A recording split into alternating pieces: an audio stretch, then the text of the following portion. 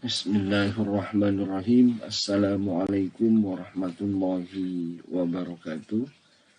Bertemu lagi dengan saya Ahmad Muhaddam Faham dalam mata kuliah Filsafat Ilmu dan Logika.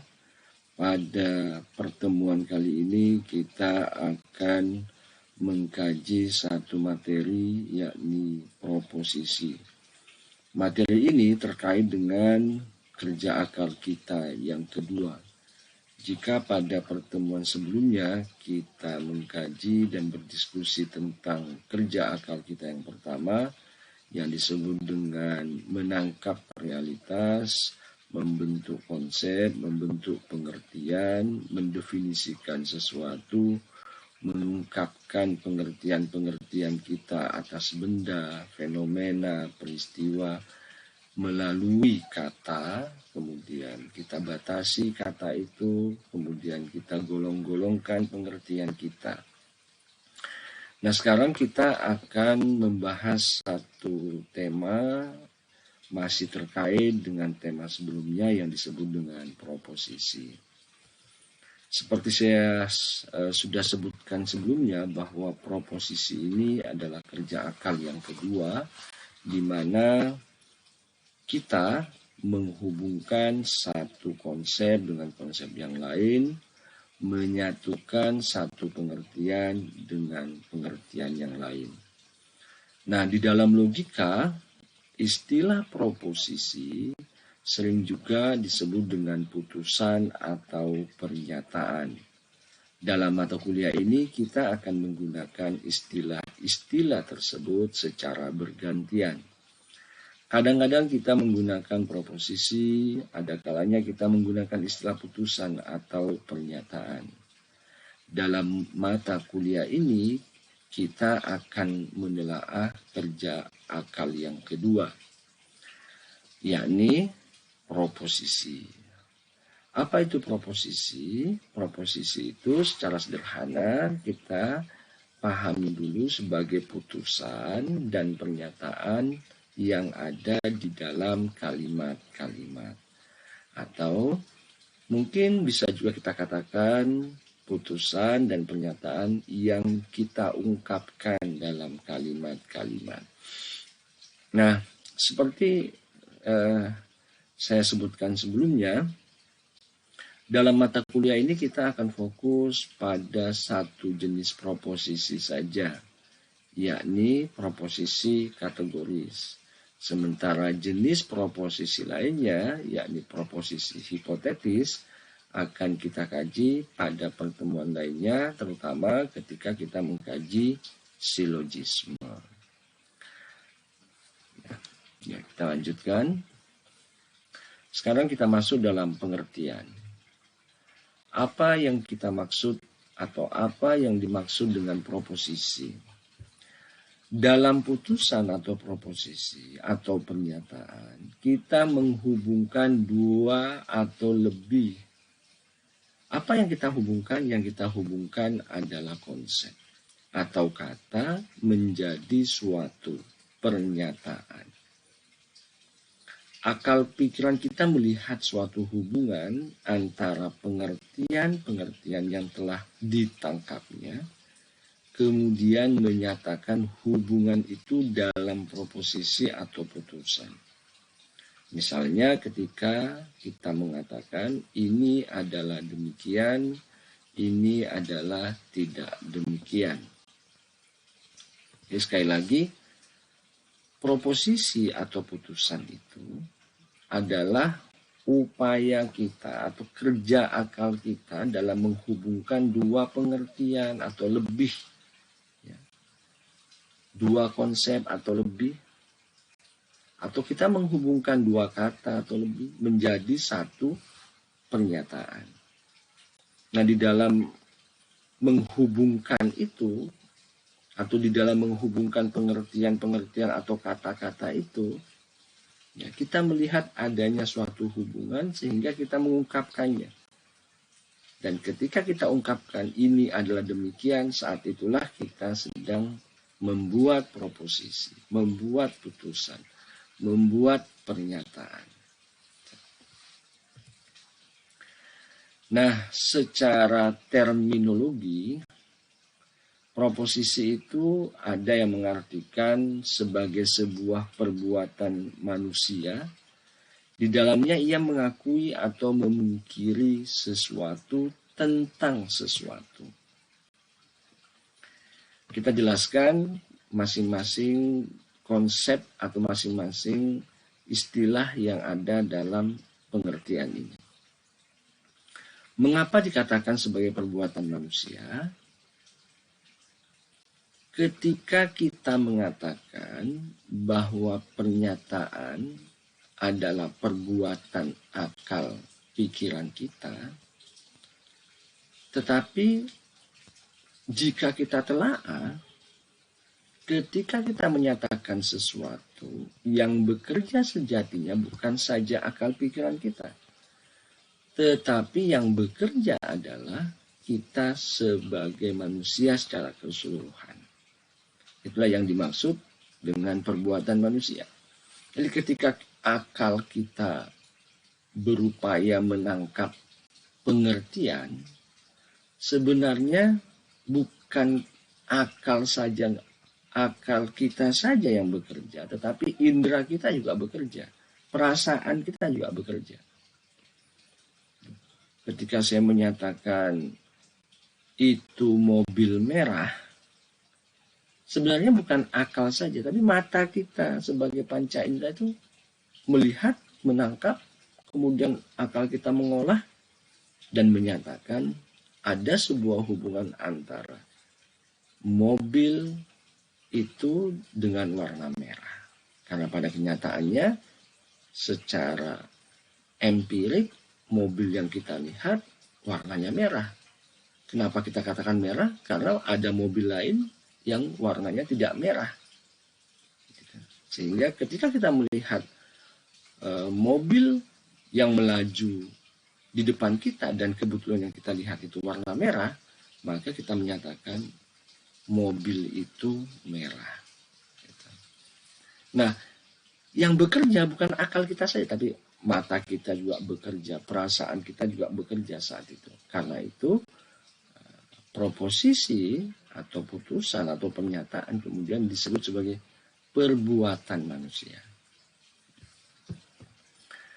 Nah, perbuatan manusia dalam mengakui atau memungkiri sesuatu tentang sesuatu. Kita lihat. Kita lanjutkan penjelasannya tentang perbuatan manusia dulu. Ketika kita berpikir, ketika kita melihat, bukan mata kita saja yang melihat, tetapi kita terlibat secara keseluruhan. Ketika melihat sesuatu, sebenarnya bukan mata saja mata kita saja yang terlibat, tapi kita secara keseluruhan. Ketika kita berpikir, bukan hanya akal kita yang berpikir, tetapi kita dengan keseluruhan akal budi kita terlibat dalam proses berpikir itu. Nah, membentuk proposisi atau putusan atau pernyataan itu melibatkan keseluruhan diri kita. Bukan hanya akal budi, tetapi perasaan dan kehendak kita juga ikut berperan penting. Karena itu, kadang-kadang ketika seseorang menyatakan sesuatu dalam bentuk pernyataan, dalam bentuk putusan, dalam bentuk proposisi, itu sebenarnya dia melibatkan keseluruhan dirinya. Ya akalnya, ya perasaannya, ya panca inderanya. Jadi tidak hanya kerja akal ternyata. Karena itu proposisi disebut sebagai perbuatan manusia. Perbuatan manusia yang bagaimana? Perbuatan manusia yang mengakui atau memungkiri. Nah, kita sekarang coba pahami kata mengakui atau memungkiri. Sebuah putusan atau proposisi pada dasarnya adalah menegaskan sesuatu, mengakui atau memungkiri, menyatakan atau menyangkal sebuah hubungan, pengertian, atau konsep. Sekali lagi, sebuah putusan atau sebuah proposisi pada dasarnya adalah menegaskan sesuatu. Ini adalah demikian. Mengakui sesuatu. Mobil itu hitam. Andi adalah adik saya. Kita sedang melakukan pengakuan. Atau memungkiri, mobil itu tidak hitam. Andi bukan sahabat saya. Atau kita menyangkal. Andi bukan sahabat saya. Durian bukan makanan favorit saya. Kita menyangkal sesuatu. Menyangkal suatu hubungan, dua pengertian atau konsep. Perhatikan. Menyangkal suatu hubungan, dua pengertian atau konsep. Pengertian atau konsep di sini kita ungkapkan melalui kata. Ketika kita melihat benda yang sedang berjalan di depan kita, beroda 4, mengeluarkan suara, kita tangkap itu mobil. Inilah yang disebut dengan pengertian atau konsep. Nah, karena kemudian kita lihat ciri-cirinya, oh ada yang besar, ada yang kecil, ada yang berwarna merah, ada yang berwarna hitam. Kebetulan yang melaju di depan kita itu yang berwarna merah atau yang berwarna hitam. Kemudian kita ungkapkanlah dua hubungan ini antara mobil dan merah. Ini yang disebut dengan dua pengertian atau dua konsep. Mobil adalah konsep, merah juga adalah konsep. Mobil adalah pengertian, warna merah juga pengertian. Nah, kemudian ini kita hubungkan dalam satu pernyataan.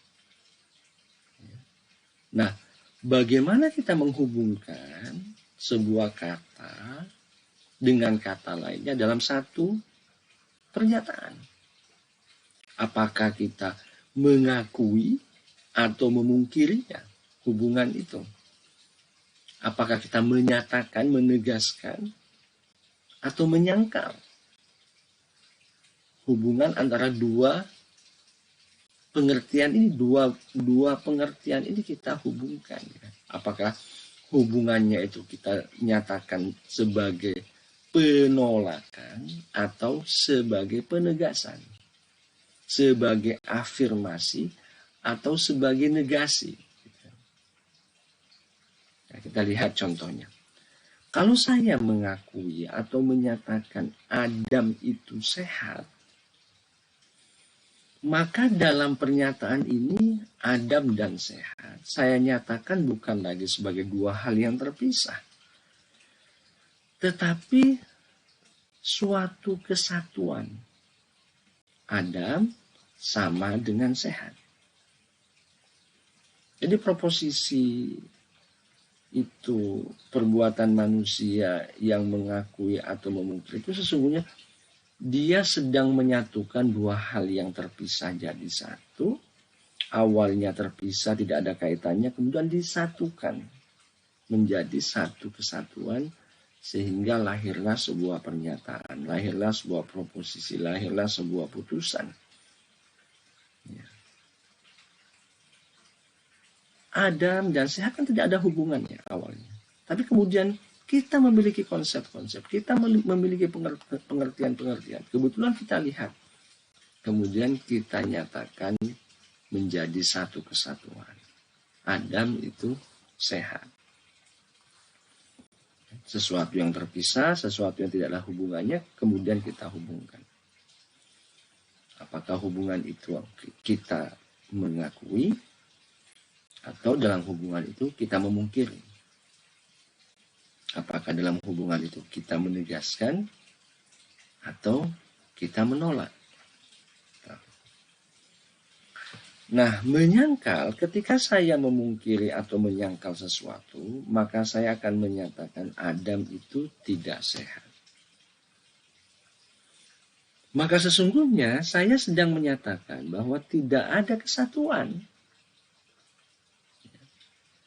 Adam dan sehat saya nyatakan tidak sama. Jadi kalau menyangkal itu sebenarnya menyatakan sesuatu agar tidak ada atau tidak menjadi satu. Mobil itu tidak merah. Artinya mobil yang kita lihat karena kebetulan warnanya bukan merah, kemudian kita nyatakan mobil itu tidak berwarna merah. Jadi kita memisahkan, menyangkal. Dalam konteks contoh Adam itu tidak sehat, kita sesungguhnya memisahkan antara Adam dan kata sehat. Karena misalkan Adam sakit, kemudian kita nyatakan Adam tidak sehat. Jadi kalau menyangkal itu rumusnya, kita memisahkan sesuatu yang tidak sama. Ketika kita memungkiri, kita memisahkan sesuatu yang tidak sama. Adam tidak sama dengan sehat. Itu ketika kita menyangkal. Nah sekarang sesuatu tentang sesuatu. Apa sih yang dimaksud sesuatu tentang sesuatu itu? Yang dipisahkan atau yang disatukan dalam putusan atau proposisi itu adalah subjek dan predikat. Proposisi merupakan suatu pernyataan yang di dalamnya suatu predikat diakui atau dipungkiri, diterima atau ditolak. Tentang suatu subjek. Jadi di sini hanya ada dua, subjek dan predikat. Ya, seperti sudah kita jelaskan sebelumnya, istilah subjek ini disebut dengan term subjek, term predikat. Subjek itu kan fungsi kata dalam kalimat. Ketika kita lihat dia berfungsi sebagai sesuatu yang dijelaskan, disebut dengan subjek. Ketika kata itu berfungsi sebagai sesuatu yang menjelaskan keadaan atau menjelaskan kondisi subjek, maka disebut dengan predikat.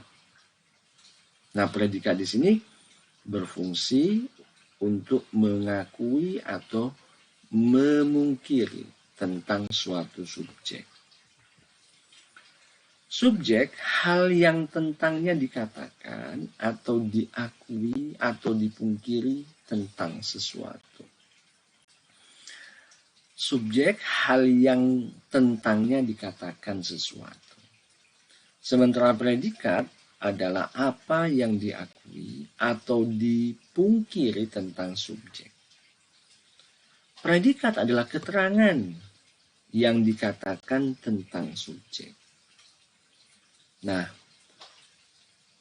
ada beberapa unsur dalam proposisi. Unsur yang pertama disebut dengan subjek dan unsur yang kedua disebut dengan predikat. Kita sudah masuk nih dalam penjelasan unsur-unsur proposisi. Unsur proposisi itu ada 3. Yang pertama subjek, yang kedua predikat, dan yang ketiga hubungan antara subjek dan predikat. Ada yang mengatakan hubungan antara subjek dan predikat itu disebut dengan kopula. Dengan contoh ini, itu, adalah.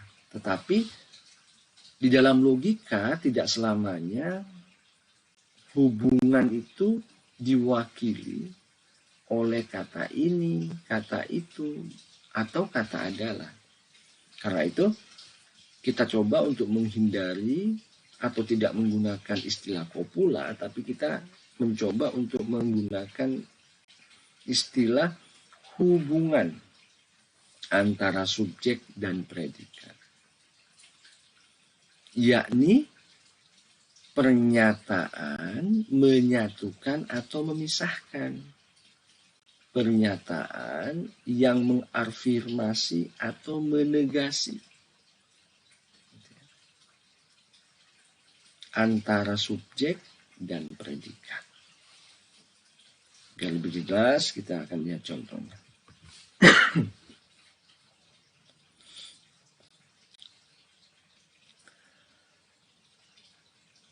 Kita pusatkan pandangan atau pengertian kita pada unsur dari proposisi yang ketiga.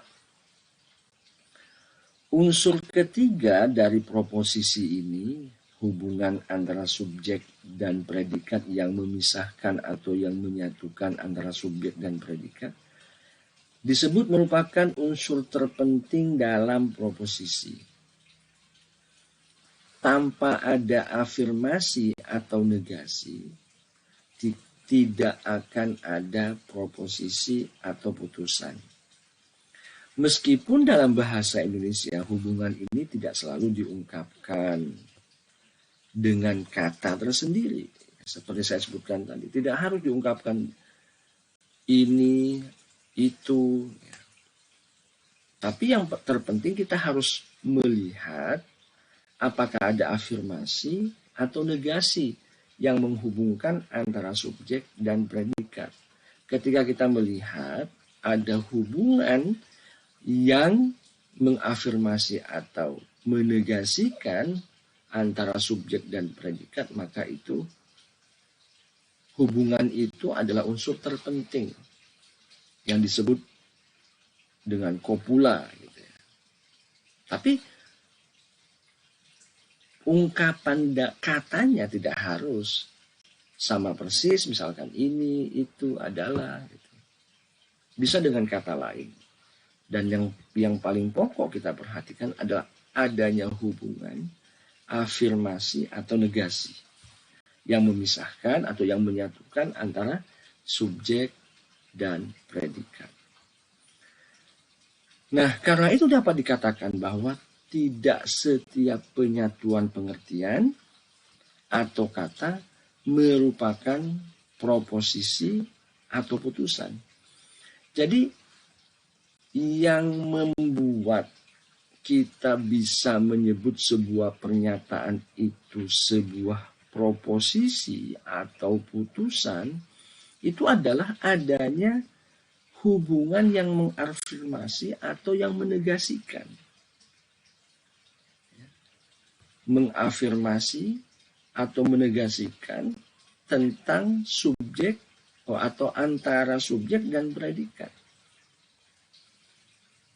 Misalkan saya mengatakan buku ini tebal. Buku ini tebal. Tentu berbeda dengan pernyataan saya buku tebal ini. Sama-sama kita lihat katanya.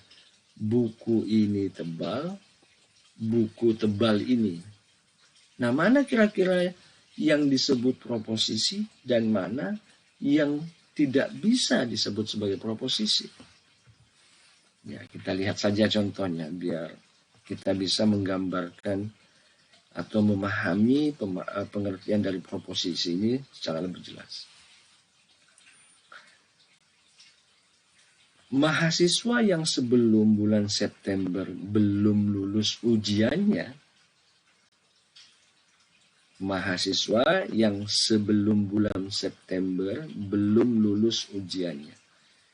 Kita perhatikan contoh ini. Kalimat ini bukan proposisi atau putusan karena tidak ada predikat yang diakui atau yang dipungkiri tentang suatu subjek. Kalimatnya panjang, tapi dia tidak bisa disebut sebagai proposisi atau putusan. Kenapa? Karena tidak ada predikat yang diakui atau dipungkiri tentang subjek. Nah, kira-kira kalimat ini kalimat apa? Nah, dalam logika kalimat seperti itu atau kalimat tersebut dapat merupakan suatu subjek atau predikat. Dalam pengertian kita dapat mengatakan tentang mahasiswa tersebut. Jadi kita hanya menyatakan tentang mahasiswa saja. Artinya mahasiswa yang sebelum bulan September belum lulus ujiannya. Kita menyatakan tentang mahasiswa tapi bukan merupakan proposisi. Nah, baru menjadi proposisi kalau ada yang kita jelaskan, ada yang kita akui tentang mahasiswa itu. Misalkan kita mengatakan mahasiswa yang sebelum bulan September belum lulus ujiannya, ia harus menempuh ujian. Nah, ini baru jelas.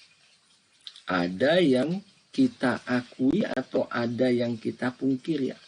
Kebetulan dalam kalimat ini kita melakukan pengakuan terhadap subjek mahasiswa. Apa pengakuannya? Mahasiswa yang sebelum bulan September belum lulus ujiannya, ia masih harus menempuh ujian. Atau misalkan kita menunjuk satu subjek ya, tertentu. Amir adalah mahasiswa yang sebelum bulan September belum lulus ujian. Nah, ini proposisi. Apa yang kita akui? Yang kita akui adalah Amir. Mana predikatnya atau pengakuan apa yang kita lakukan terhadap Amir, mahasiswa yang sebelum bulan September belum lulus ujian. Beda ya dengan kalimat mahasiswa yang sebelum bulan September belum lulus ujiannya dengan kalimat Amir adalah mahasiswa yang sebelum bulan September belum lulus ujian. Yang pertama, kalimat ini bukan proposisi, tapi kalimat yang kedua, Amir adalah mahasiswa yang sebelum bulan September belum lulus ujiannya. Ini adalah proposisi. Kenapa proposisi? Karena di sini ada pengakuan tentang subjek. Apa yang kita akui dalam kalimat ini? Yang kita akui adalah Amir. Kita akui sebagai apa? Mahasiswa yang sebelum bulan September belum lulus ujian. Jadi meskipun kalimatnya panjang seperti ini, mahasiswa yang sebelum bulan September belum lulus ujiannya tidak bisa dikatakan sebagai proposisi atau putusan karena tidak ada predikat yang diakui atau yang dipungkiri tentang subjek. Kalimat ini meskipun panjang itu hanya bisa berproposisi sebagai subjek atau predikat. Dalam pengertian kita sedang mengatakan tentang mahasiswa saja. Kita tidak sedang membuat proposisi atau pernyataan. Kita lihat lagi seperti yang sudah saya sebutkan tadi, ini contoh yang lebih sederhana. Jadi setelah ada afirmasi atau negasi, baru ada proposisi atau putusan. Buku tebal ini itu bukan merupakan proposisi, tapi merupakan subjek atau predikat. Berbeda dengan kalimat buku ini tebal, ini merupakan proposisi. Nah, di mana perbedaannya? Kalau pernyataan yang pertama, buku tebal ini baru mengatakan tentang buku. Belum ada pengakuan tentang buku. Ya. Tetapi dengan kalimat yang kedua, buku ini tebal, ini ada pengakuan tentang buku.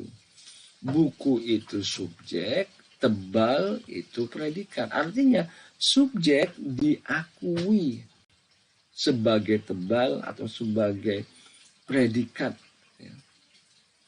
Di sini ada hubungan yang tadinya terpisah dijadikan satu. Tapi penyatuan ini itu melalui satu hubungan antara subjek dan predikat. Tuh. Nah, coba Anda nanti dalami lagi perbedaannya, perhatikan pelan-pelan, libatkan pikiran Anda, libatkan perasaan Anda untuk memahami sebuah proposisi. Sekarang kita beralih kepada jenis proposisi. Jadi mudah-mudahan penjelasan awal tadi sudah bisa mengantarkan kita untuk memahami apa sih sebenarnya proposisi. Apa beda kalimat yang bisa disebut dengan proposisi dengan kalimat yang tidak bisa dikatakan sebagai proposisi. Gitu ya. Apakah sebuah kalimat itu bisa disebut sebagai proposisi jika apa? Kalau tidak bisa disebut sebagai proposisi seperti apa? Gitu ya. Jadi saya sekali lagi Anda harus kembali untuk secara perlahan-lahan mencoba untuk merenungkan pengertian proposisi. Nah, setelah itu cobalah berlatih atau menyatakan sesuatu, memungkiri sesuatu, tapi pernyataan kita dalam memungkiri atau menerima atau menolak sesuatu itu kita posisikan sebagai sebuah proposisi. Bukan hanya sebagai penjelasan tentang sesuatu, tapi kita menyatakan hubungan satu pengertian dengan pengertian yang lain sehingga pernyataan kita itu kita sebut sebagai proposisi. Ya. Nah, baiklah sekarang kita masuk dalam penjelasan tentang jenis proposisi. Berdasarkan sifat afirmasi dan negasi. Afirmasi ini menerima, negasi menolak, afirmasi ini menerima, negasi memungkiri gitu ya.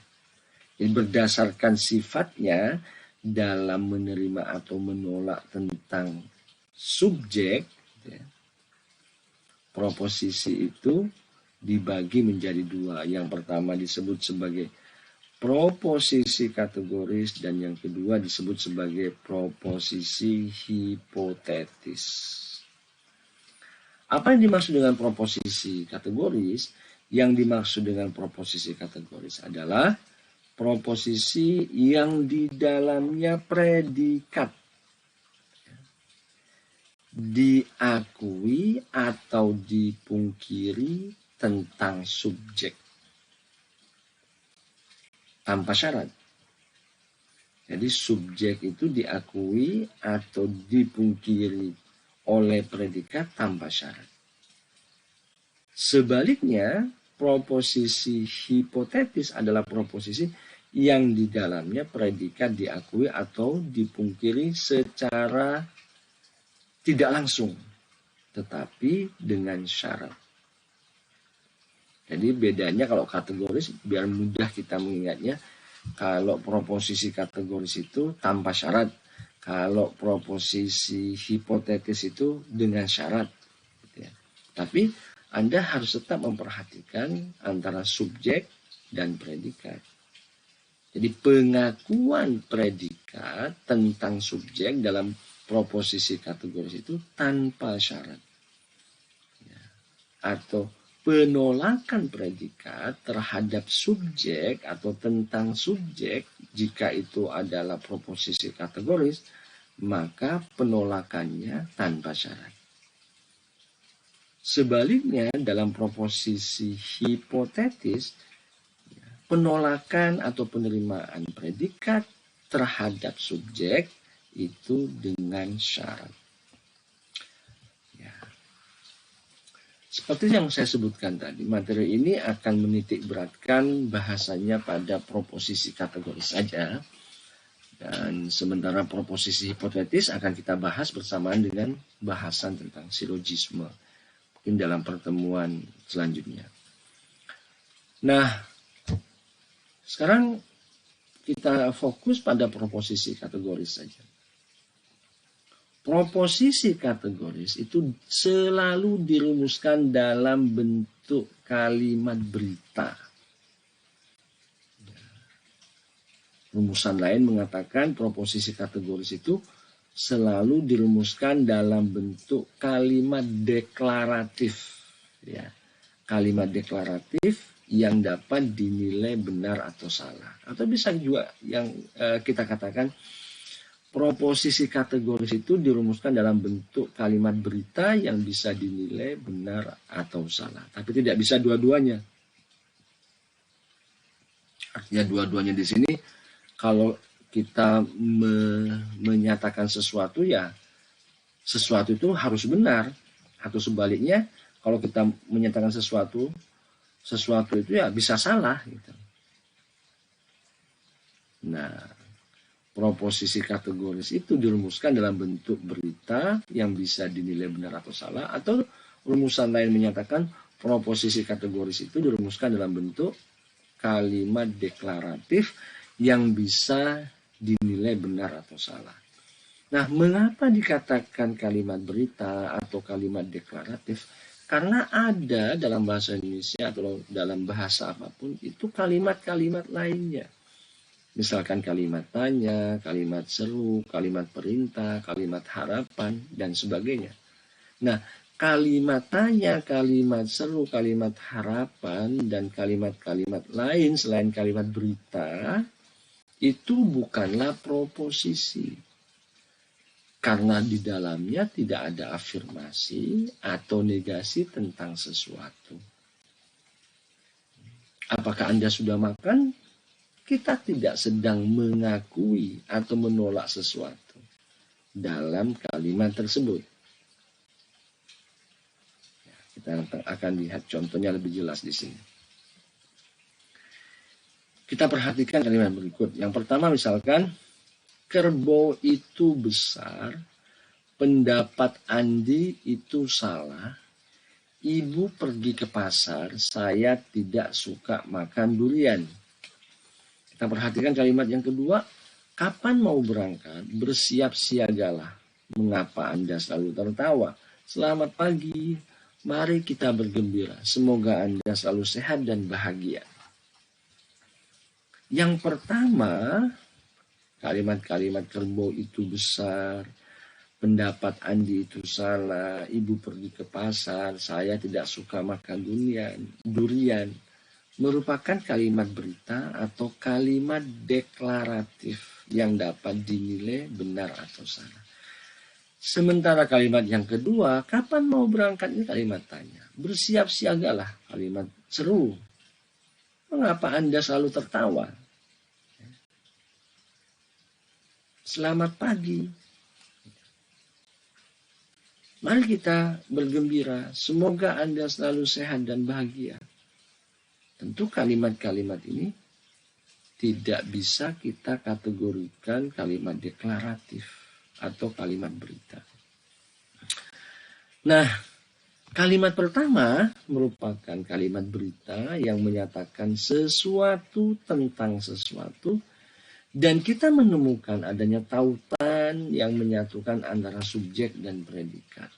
Kita menemukan adanya hubungan yang menyatukan antara subjek dan predikat, baik dalam menyatukan itu adalah afirmasi atau negasi. Kita lihat kalimatnya. Kerbau itu besar. Kita menemukan dalam pernyataan ini sebuah hubungan antara kata kerbau dan besar. Kemudian dijadikan satu melalui kata itu. Ya, itulah mengapa ada yang menyatakan kata itu dalam kalimat ini disebut dengan kopula. Pendapat Andi itu salah. Kita sedang menegasi sesuatu. Apa yang kita negasikan? Pendapat Andi. Dengan apa kita negasikan? Dengan predikat itu salah. Ya. Ibu pergi ke pasar, kita sedang menegaskan sesuatu. Apa yang kita tegaskan? Ibu. Subjeknya ibu, predikatnya pergi ke pasar. Kita lihat ibu pergi ke pasar ini tidak ada kata itu, tapi ini merupakan proposisi. Kenapa? Karena ada kata yang menghubungkan antara ibu dan antara subjek dan predikat. Apa kata yang menghubungkan? Pergi. Inilah yang disebut dengan unsur ketiga dari proposisi, hubungan. Ya, kata yang menghubungkan, kata yang menyatakan hubungan antara subjek dan predikat. Saya tidak suka makan durian. Di sini kita juga tidak menemukan kata itu sebagaimana halnya dalam kalimat kerbo itu besar. Tetapi ini merupakan proposisi, meskipun dia tidak ada kata yang menjelaskan secara eksplisit itu proposisi. Yang kita bisa lihat secara jelas di sini adalah ada subjek dan predikat. Apa subjeknya? Saya.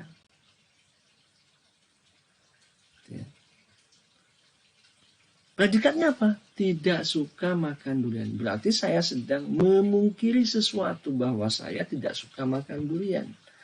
Apa yang saya pungkiri? Tidak suka makan durian. Inilah predikat. Mana subjeknya? Ya saya.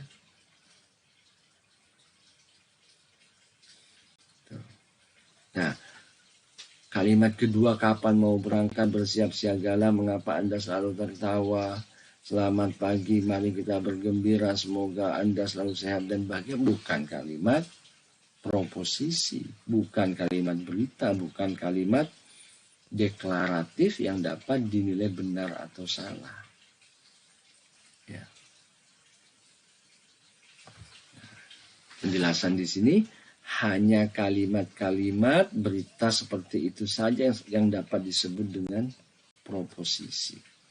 Ya, kalimat berita yang menyatakan sesuatu tentang sesuatu dan kita menemukan adanya tautan yang menyatukan antara subjek dan predikat. Baik yang menyatukan itu adalah afirmasi atau negasi. Ya, jadi Anda harus perhatikan sebuah kalimat yang disebut dengan kalimat berita. Kalau Anda yang menemukan ada ada hubungan atau ada tautan yang menyatukan antara subjek dan predikat, maka itu disebut dengan proposisi. Dan hanya kalimat-kalimat seperti itu saja yang dapat disebut dengan proposisi. Nah, unsur-unsur proposisi sebenarnya dapat dirumuskan dengan sederhana. Rumusannya, subjek sama dengan predikat. Atau subjek tidak sama dengan predikat. Ya, perhatikan kata subjek tidak sama dengan predikat. Yang dimaksud subjek tidak sama dengan predikat itu adalah ketika predikat ini memungkiri tentang subjek. Ketika predikat ini menolak tentang subjek. Itu dikatakan subjek tidak sama dengan predikat. Nah, tetapi ketika subjek ini menjelaskan, mengakui, menegaskan tentang subjek, maka dikatakan subjek sama dengan predikat. Nanti kita harus bisa membedakan kalimat berita yang negatif dan kalimat berita yang positif di dalam konteks proposisi atau pernyataan. Nah, sekali lagi kalimat kedua ya, apakah Anda sudah makan?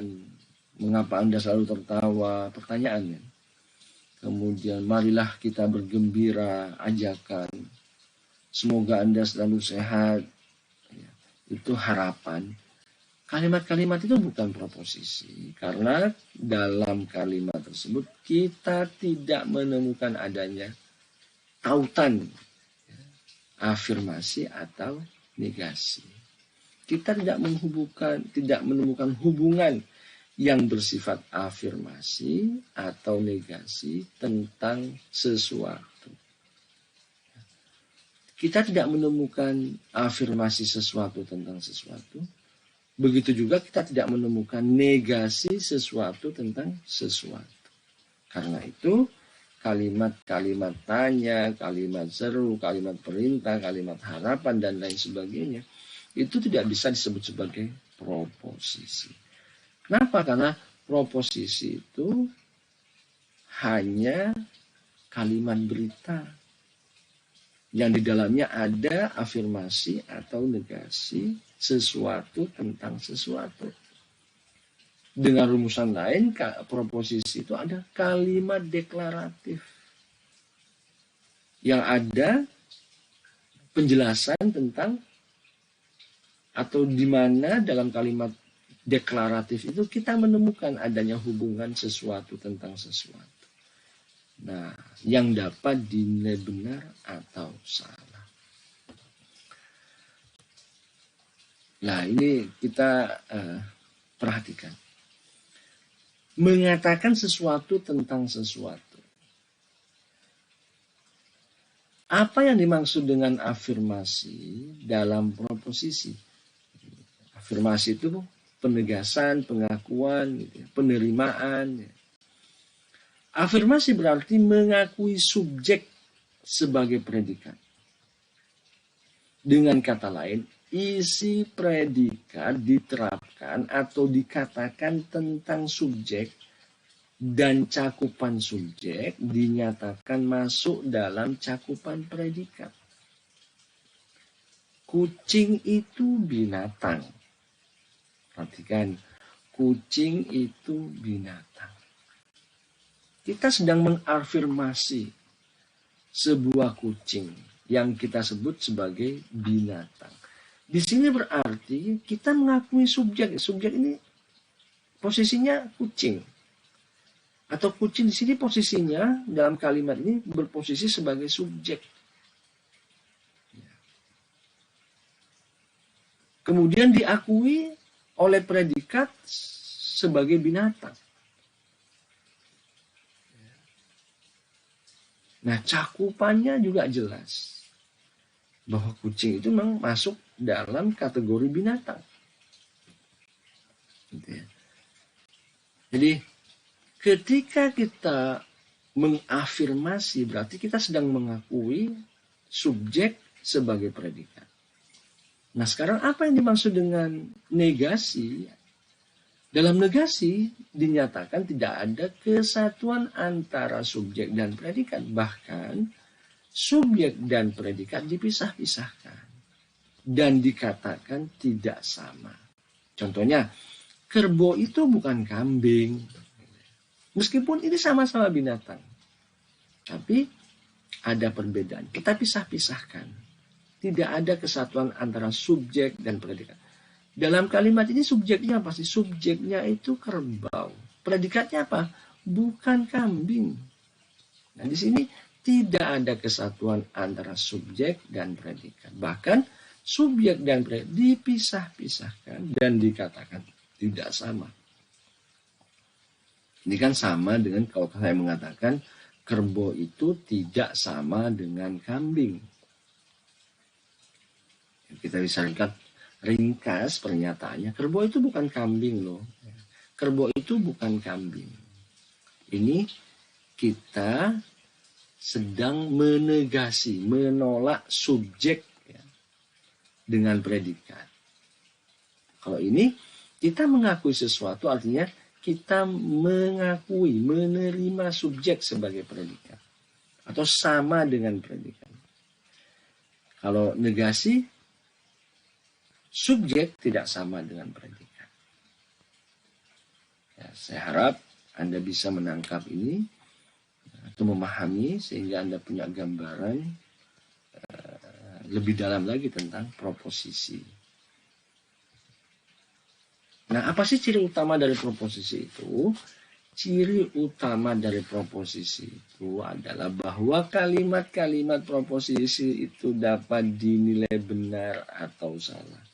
Seperti tadi ada definisi yang mengatakan bahwa proposisi itu adalah kalimat deklaratif yang dapat dinilai benar atau salah. Nah, ini inti dari proposisi. Proposisi itu kalimat-kalimatnya harus dinilai benar atau salah. Nah, ukuran yang digunakan untuk menentukan apakah suatu proposisi itu benar atau salah adalah kesesuaian proposisi itu dengan realitas. Kalau saya menyatakan mobil itu merah, ini pernyataan atau ini adalah proposisi yang benar atau salah. Ketika saya nyatakan ini adalah proposisi yang benar, ya, maka pernyataan saya itu harus sesuai dengan realitas. Kalau saya mengatakan mobil itu merah, tetapi realitasnya hitam, maka ya pernyataan saya salah. Gitu. Jadi ukurannya benar atau tidak benar suatu proposisi dapat dicek melalui yang pertama misalkan dasar titik tolaknya. Apakah proposisi tersebut bertolak dari fakta atau anggapan-anggapan atau dugaan-dugaan. Yang kedua, apakah jalan pikirannya lurus atau bagaimana hal yang satu dihubungkan dengan yang lain. Mobil itu merah ternyata tidak merah, artinya pikirannya nggak lurus. Bagaimana sesuatu yang tidak merah dikatakan sebagai merah? Ya sudah bertitik tolak dari fakta, tapi karena tidak lurus ya tetap salah. Karena itu titik tolaknya pertama, apa sih dasarnya kita menyatakan sesuatu? Apakah kita menyatakan sesuatu dari sebuah fakta atau anggapan-anggapan dan dugaan-dugaan saja? Nggak ada masalah sih kalau anggapan-anggapan dan dugaan-dugaan. Nah, nanti dilihat apakah dugaan-dugaan dan anggapan-anggapan itu benar atau salah.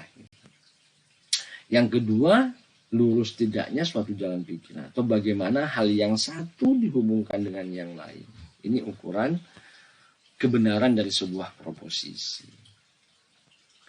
Nah, sekarang kita masuk dalam jenis proposisi yang lain. Kalau tadi kita berbicara proposisi kategoris dan proposisi hipotetis. Ini masih dalam lingkup proposisi kategoris.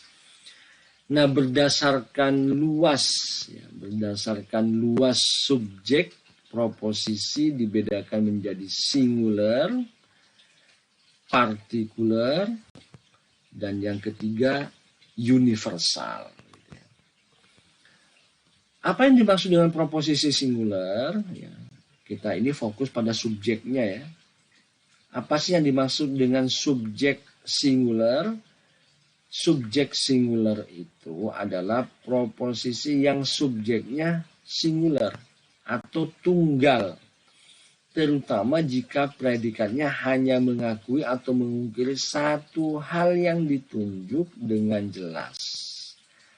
Andi itu sahabat saya. Ini predikat yang ditunjuk satu dan jelas. Inilah disebut subjek singular dan disebut sebagai proposisi singular. Kenapa disebut sebagai proposisi singular?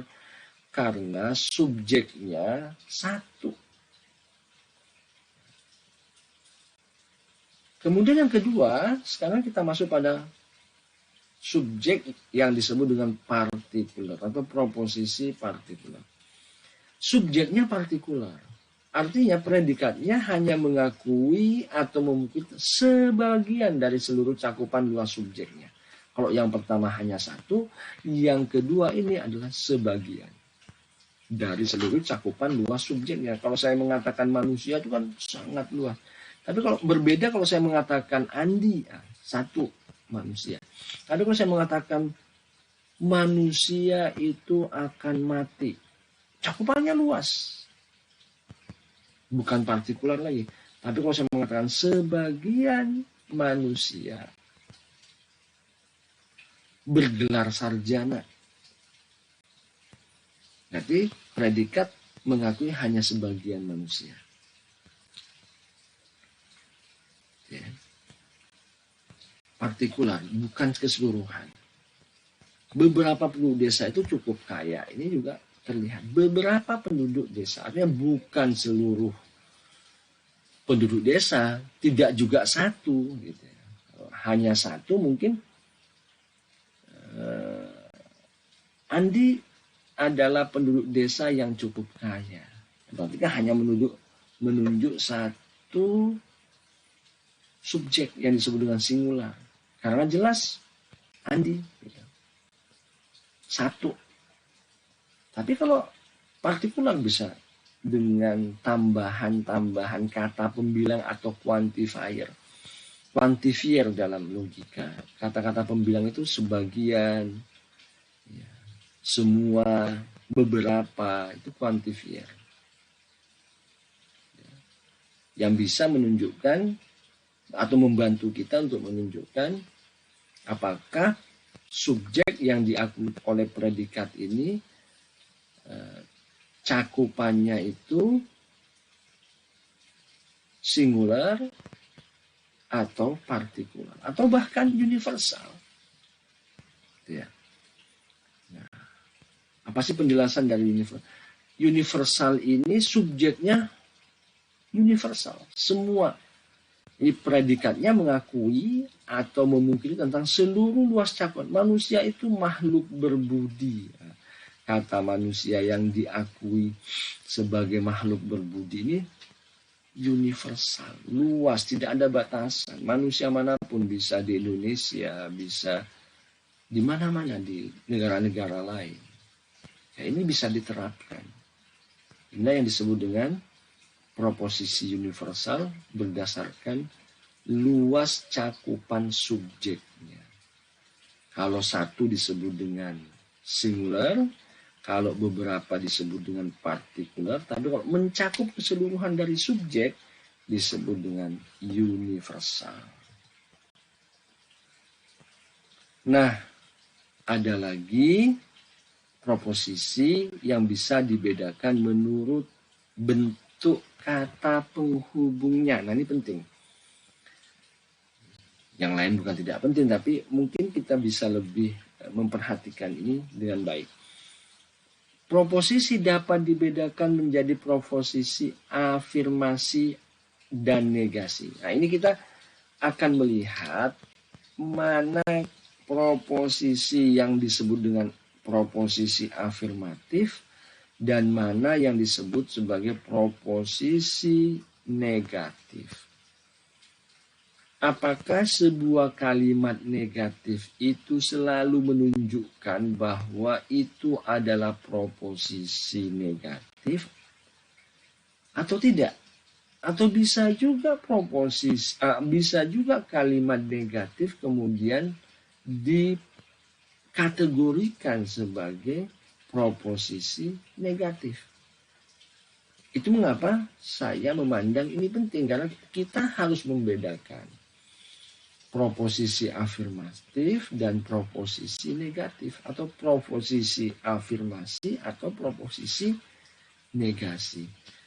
Afirmatif tentu saja positif. Proposisinya, rumusnya subjek sama dengan predikat. Ya, ciri-cirinya kalau afirmatif itu subjek sama dengan predikat. Sementara yang negatif atau negasi itu ciri-cirinya memungkiri, memisahkan, dan meniadakan subjek tidak sama dengan predikat. Ini rumusnya. Subjek tidak sama dengan predikat. Kerbau itu bukan kambing. Tapi proposisi ini negatif. Karena apa? Dia melakukan penolakan, memisahkan, memungkiri, meniadakan hubungan antara kerbau dan kambing. Proposisi itu bisa kita jadikan proposisi afirmatif. Kerbau itu sama dengan kambing. Tetapi proposisi ini menjadi salah. Kenapa? Karena tidak sesuai dengan realitasnya. Beda kalau saya katakan kambing itu binatang.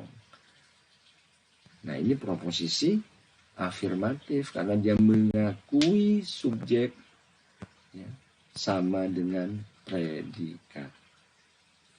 Oke, saya kira jelas ya perbedaannya. Ini ketentuan tentang predikat. Kita lihat ada ketentuan tentang predikat. Yang pertama, predikat singular jika dengan tegas menunjukkan satu hal tertentu saja. Nah, dalam proposisi afirmatif, predikat adalah partikular kecuali jika ternyata singular. Perhatikan, dalam proposisi afirmatif, predikat adalah selalu partikular kecuali jika ternyata singular. Misalnya, ayam itu binatang.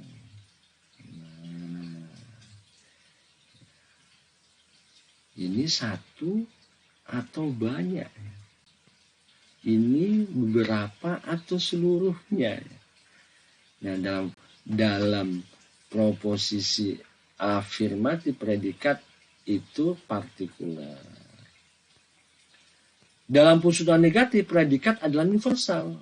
Manusia itu bukan kera. Sebaliknya ya, dalam putusan negatif predikat adalah universal. Jadi ketika saya mengatakan manusia itu bukan kera, yang dimaksud adalah seluruh manusia. Ini kita berbicara tentang predikat. Ya. Berbicara tentang predikat. Kalau predikat singular itu satu hal tertentu yang ditunjuk secara tegas. Kalau dalam proposisi afirmatif, predikat adalah partikular kecuali ternyata singular. Dalam proposisi negatif, predikat adalah universal. Contohnya, manusia itu bukan kera. Nah, sekarang ada kombinasi nih antara proposisi afirmatif dan proposisi negatif atau afirmasi dan negasi. Nah, kombinasi antara proposisi afirmatif dan negasi ini melahirkan proposisi A, E, I, dan O. Proposisi A adalah proposisi afirmatif dan universal. Perhatikan ya, kalau A itu proposisi, apa sih yang dimaksud dengan proposisi A? Proposisi A itu yang dimaksud adalah afirmatif dan universal. Sementara proposisi E adalah proposisi negatif dan universal. A, E ini universal. Tapi kalau A itu afirmatif, E negatif. Proposisi I adalah proposisi afirmatif dan partikular atau singular. Lihat atau perhatikan, proposisi ini adalah proposisi I adalah proposisi afirmatif. Lihat, di sini ada afirmatif, ada negatif. Ada afirmatif, ada negatif. Kalau I itu afirmatif tapi partikular atau singular. Sementara O, ya, O adalah proposisi negatif, partikular dan atau singular.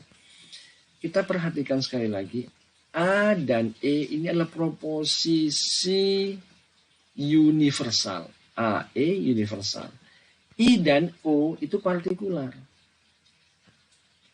A, E universal, I, O itu partikular.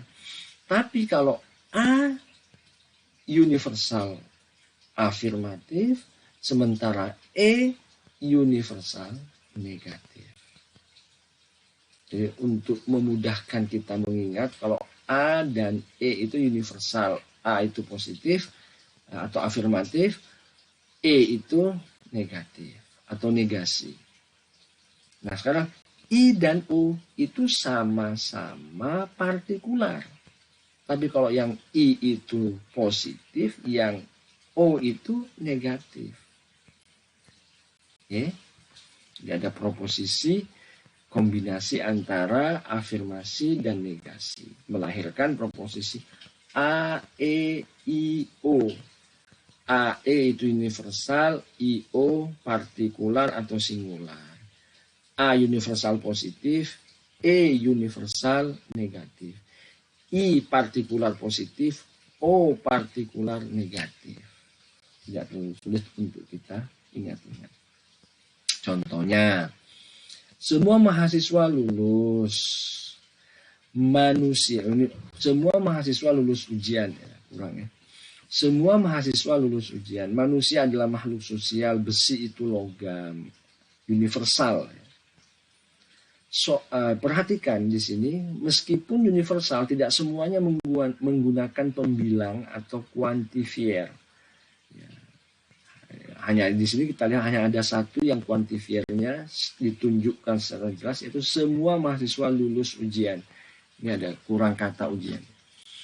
Manusia adalah makhluk sosial. Kita lihat di sini tidak ada pembilangnya. Besi itu logam. Kita lihat. Ini juga universal. Ya. Positif. Nah sekarang yang universal negatif. Seorang pun tidak ada yang dapat menerangkan hal ini. Partikular atau universal. Seorang pun tidak ada yang dapat menerangkan. Ini banyak orang tapi tidak ada yang bisa menerangkan. Yang sudah lulus tidak perlu menempuh ujian. Di sini jelas universal ya. Yang sudah lulus berarti semua yang sudah lulus tidak perlu lagi menempuh ujian. Kenapa ini disebut proposisi E yang negatif? Karena menolak. Ya. Nah di sini juga menolak. Seorang pun tidak ada yang dapat menerangkan hal ini. Dari semua orang itu semua orang nggak bisa ya.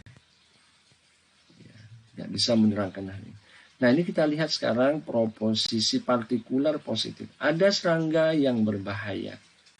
Sebagian ya. Atau singularnya ada serangga yang berbahaya.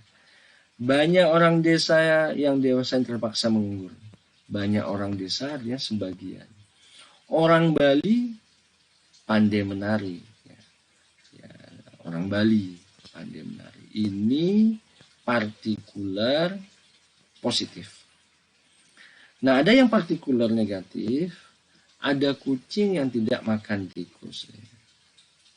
Ada kucing yang tidak makan tikus. Sementara orang tidak suka lagu pop. Artinya sebagian. Banyak orang yang tidak cukup sadar akan tanggung jawab sosial mereka. Sebagian atau tidak semua orang. Banyak, meskipun disebut banyak, tapi tidak semua orang. Beda kalau orang atau manusia gitu, yang tidak dibatasi oleh kuantifier atau pembilang, justru itu menunjukkan universal semua. Misalkan besi. Besi itu logam. Subjeknya besi. Besi ini ya besi apapun gitu. Tidak ada batasan. Oke. Nah sekarang kita lihat proposisi menurut isinya. Berdasarkan isinya, proposisi dapat dibedakan menjadi beberapa proposisi. Ada yang disebut dengan proposisi analitis, yakni proposisi yang di dalam predikatnya disatukan dengan subjek atas dasar analisis subjek atau deduksi. Predikatnya menyebut secara eksplisit apa yang secara implisit sudah terkandung dalam subjek itu. Jadi predikatnya dikandung oleh subjek. Manusia itu makhluk berakal budi. Nah, berakal budi ini kan keharusan bagi manusia atau sudah dikandung. Tanpa menyebutkan manusia itu makhluk berakal budi, ya manusia tetap merupakan makhluk yang berakal budi. Tapi ini adalah salah satu contoh dari proposisi analitis, di mana predikatnya itu sudah dikandung oleh subjeknya. 1 kilometer itu 1000 meter. Nah, kilometer 1000 meter. Artinya ukuran meter ini sudah dikandung oleh kata kilometer. Yang persegi itu tidak bundar. Otomatis yang persegi ya pasti 4, bukan bundar. Jadi predikatnya itu sudah ada di dalam subjeknya. Subjeknya yang persegi, predikatnya bundar. Nah, kata bundar ini sebenarnya tanpa dinyatakan tidak bundar, itu persegi pasti 4. Ya. Manusia itu makhluk yang berakal budi. Subjeknya manusia, makhluk yang berakal budi. Nah, predikat ini diambil dari sesuatu yang dikandung oleh manusia. Jeruk itu buah-buahan. Manggis itu buah-buahan. Jeruk itu manis. Berbeda dong antara jeruk itu manis dengan jeruk itu buah-buahan. Kalau jeruk itu buah-buahan berarti itu adalah proposisi analitis. Kenapa? Karena kata buah-buahan sudah terkandung di dalam kata jeruk. Sementara kalau saya mengatakan jeruk itu manis, itu bukan proposisi analitis. Ya, tapi proposisi kategoris. Ya. Atau proposisi sintetis. Nah, proposisi sintetis itu adalah proposisi yang di dalamnya predikatnya dipersatukan atau disintesakan dengan subjek atas dasar pengalaman empirik. Kali kata jeruk itu manis merupakan proposisi sintetis. Tapi kalau jeruk itu buah-buahan merupakan proposisi analitis. Kenapa dikatakan proposisi sintetis? Karena predikat dan subjeknya dipersatukan atas dasar pengalaman empirik, bisa induksi, penyelidikan, fakta, informasi. Andi itu sehat, meja itu tidak bundar. Ya, berdasarkan pengalaman empirik, kadang-kadang kita melihat Andi sakit. Ya, kemudian kita katakan Andi tidak sehat. Berdasarkan pengalaman empirik, Andi kita lihat sehat, kemudian kita katakan Andi itu sehat. Jadi berdasarkan pengalaman empirik, kita menyatakan sesuatu dan sesuatu yang kita nyatakan sesuai dengan pengalaman kita. Ya. Meja itu tidak bundar. Karena kita melihat meja itu persegi, maka kita katakan meja itu tidak bundar. Ini adalah proposisi sintetik, di mana